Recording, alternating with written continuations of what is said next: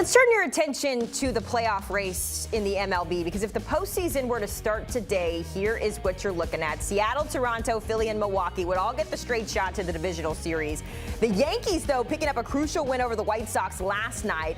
I mentioned Seattle. The Mariners get a bases-clearing double from Josh Naylor to beat the Rockies. The Mets are still alive. They got a comeback win over the Cubs, helping their case for the postseason. And with just about 5 or so games left in the regular season, let's get a vibe check on what we can expect with October right around the corner.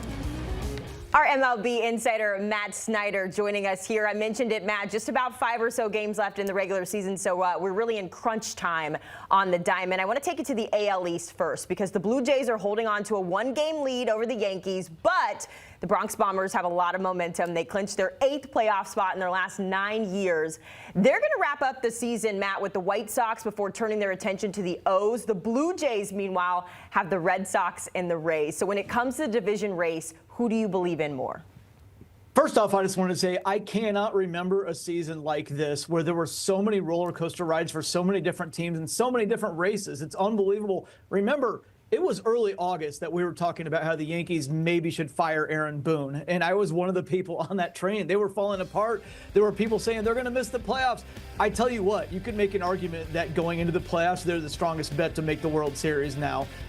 Blue Jays still have a leg up here. They have that 1-game lead. They do have the tiebreaker, but a little bit tougher week here in terms of the schedule. The Yankees only have the White Sox and Orioles left. The Blue Jays have the Red Sox for 2 more games. They did lose last night to the Red Sox. The Red Sox, by the way, are fighting for a playoff spot, and I'm sure the Rays would love nothing more than to play spoiler there. Orioles as well. They would love to play spoiler against the Yankees, and the Orioles haven't been that bad. It is, though, an easier road for the Yankees. Do watch that tiebreaker there, though. With the Blue Jays having the tiebreaker and a 1-game lead, it's kind of like a 2-game lead there. Certainly interesting, and you mentioned it. The errands out there for the Yankees, just inevitable when we get to the postseason play. Let's take it to the AL Central. I asked you before you came up the most surprising move, and you said without hesitation it has been the Guardians chasing down the Tigers. Just for everyone at home, so we know, Cleveland beat Detroit last night. That guarantees them the tiebreaker. And you kind of teased it in the break there, the turnaround, because back in April that was their first time they had the lead in the division, or the last time I should say they had the lead in the division. Going back to July, Matt, then they were 15 and a half games out, and yet here we are. So talk to me about how you're feeling about the AL Central and what the Guardians have been able to do here. Well, I love that leading into this segment, you said let's take a vibes check here. The vibes for the Guardians are off the charts good right now. They've won 16 of their last 18. Are you kidding me? They were 11 down less than 3 weeks ago. And here we are with them tied. They have the tiebreaker. They're up 7-4 in the head-to-head series. So even if they lose these last 2 games to the Tigers, they'll still have the tiebreaker. Now, that would cause them to fall behind in the division, so they don't want to do that. I think as long as they get one of these next 2 over the Tigers, they're going to win the division. Now, the Tigers having to go to Red Sox, that's a tough one, because the Red Sox, like the Tigers and Guardians, are fighting to get into the playoffs. So the Red Sox are going to play really hard. It's in Fenway there. And I just talked about the Guardians' vibes being great. The Tigers' vibes are absolutely wretched. They are atrocious. Look, second half, they haven't been very good. In fact, we could go back to July 8th. They're 26-38 since then. If we just isolate the second half, they're 20th in baseball out of 30 teams in runs scored. They're 19th in average, 19th in OPS. They just can't hit anymore. They're not pitching well when Tarek Skubal doesn't take the mound. They've lost Skubal's last 3 starts. Not sure what more to say. Like I said, the vibes are absolutely atrocious. 7 straight losses, only 1 game ahead of Houston for that final wild card spot. They do have the tiebreaker, but yeah, no good vibes in Detroit right now. I want to talk to you about the wild card spots remaining, though, in the AL, Matt. Out of the Astros, the Red Sox, and the Tigers, we've kind of talked about all 3 of them. Who do you think snags those final 2 spots? I mean, there's just a feeling at this point, like I don't even need to break it down. I just look at the Tigers and I think they're completely cooked. They can't win a game to save their lives. So with the Red Sox being at home against the Tigers there, I do think the Red Sox are going to take care of business against the Tigers, and that knocks them out. Then if you see, looking at the Astros there, at Angels for 3, the Angels don't really have anything to play for other than being a spoiler.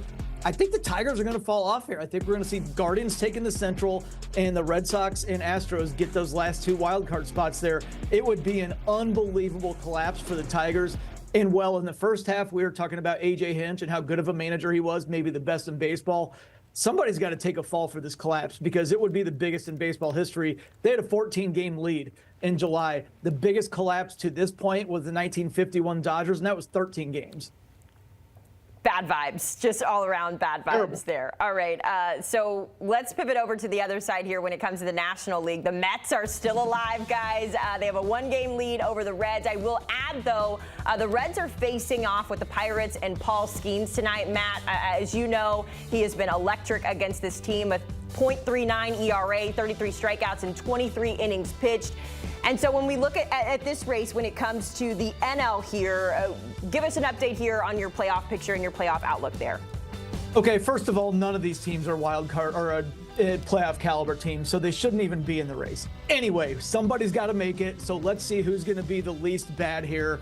Look, the vibes, as we keep talking about, hilariously were terrible for the Mets last night when they were down 6-1, but Cade Horton of the Cubs had lower back tightness. The Cubs pulled him out of precaution. The Mets stormed back, got a late home run there from Francisco Alvarez, ended up getting the W. It looks like things might be looking a little bit up for the Mets. Diamondbacks, tough schedule, as you can see there. The Dodgers and Padres are fighting for the NL West crown. The Reds should be a relatively easy schedule there, but they lost to the Pirates last night, and now they have to face Skeens. The Reds go to Milwaukee at the end of the season. I don't think that's going to be difficult because the Brewers are setting up for the NLDS. They won't have anything to play for. I still feel like it's probably going to be the Reds because the schedule is easiest, but as last night showed us, you can't always go by that. All right, keeping our eye on the Reds, but also we continue to keep our eye on the Dodgers, Matt. We know there's no clinching scenarios today, which sounds wild given what we all said at the beginning of the season with this team. The bullpen continues to be an issue. That lead as well over the Padres continues to get smaller and smaller. So what is the key for LA to get that division crown? Well, you said it. They need to get the bullpen figured out. And it's really funny if we went back to like spring training, we'd say, oh, the Dodgers are too good. They're going to cruise to the NL West title. They're going to win the World Series. They're bad for baseball. Man, they're tied for the 5th best record in baseball right now with the Cubs and Mariners. They're too good. Come on. They really need to take care of business here, and it's not going to be easy. Maybe the Mariners clinch the West there and rest a few guys on Saturday and Sunday, but the Diamondbacks are really feisty right now. As we saw last night, that Dodgers bullpen has major issues. ERA over 5 in September. Meanwhile, Padres, it looks like the Brewers aren't really trying this week, given the way things went down last night. And then the Diamondbacks are a formidable opponent. As I said, they're feisty, but the Padres get them at home.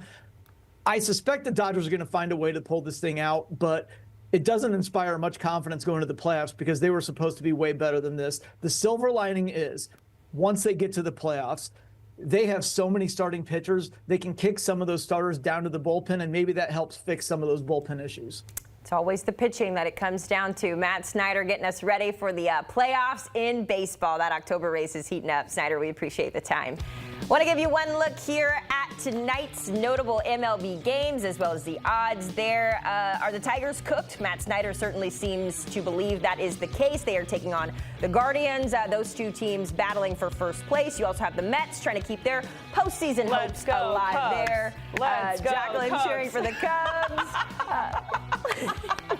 I'm a Braves fan. I'm salty because we won 10 in a row for absolutely no reason. So I'm actively rooting against the Mets, and I want the Reds to get in. I just need to say that on record for our producer, Jack.